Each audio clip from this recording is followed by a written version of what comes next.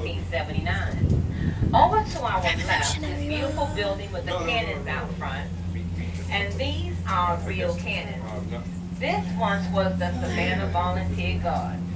This is the first building that Savannah's College of Art and Design restored when they arrived here in 1979. Those This are building real was designed by cannons? William Preston, who also designed the Savannah's Cotton Exchange, which is located down on Bay Street. Ahead of us is Monterey Square. And the monument in the center of Monterey Square is to honor Count Casimir Pulaski, Revolutionary War hero. He was killed in the siege of Savannah along with Sergeant William Jasper. Now I mentioned to you that during that time, the more iron that you had around your home, the wealthier you were thought to have been. As we round Monterey Square to our left, look at the detail of the ironwork on these two houses to our right. Also to our right is the Mercer House.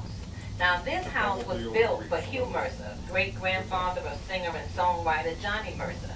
The house became famous in the book and the movie Midnight in the Garden of Gneeville. Now the room on the far side of the house is where Jim Williams got rid of his young friend. This is the Mercer House, ladies and gentlemen. Caddy corner to your left. Temple Mikvah, Israel. This is the only Gothic-style synagogue in the United States and the third oldest Jewish congregation in the U.S. Temple Mikvah, Israel. Coming up on our right, this is the Armstrong House. Now, this house was featured in the movie Midnight in the Garden of Good and Evil. It was from this house that they walked the imaginary dog. Now, the fence out front is a replica of the fence from Buckingham Palace. The Armstrong House now serves as a law firm. Look out the front of the trolley. You see our beautiful Forsyth Park and our lovely Forsyth Fountain. Forsyth Fountain was placed in Forsyth Park in 1858. Now, if you will, look at the detail of the ironwork on this lovely house to our right. Then look at the plaque on this house. This house was built in 1857.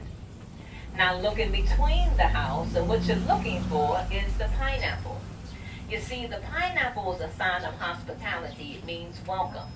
So when the lady of the house would have guests over, she'd take the pineapples and place them on the mantle. But when it was time for the guests to leave, she'd simply take the pineapples down. As we turn to our left, we'll be leaving the historic district and we'll be entering into the Victorian district. So can we get up there? You want something next stop? Okay. I love Victorian.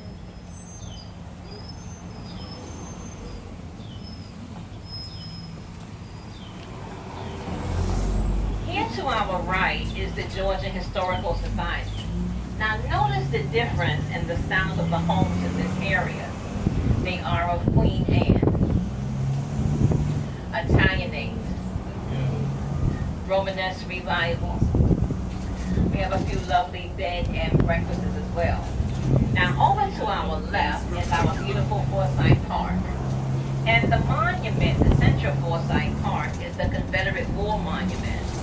And it honors the Confederate soldiers that lost their lives during the Civil War. Notice that the soldier on top of the monument is facing north towards his enemy.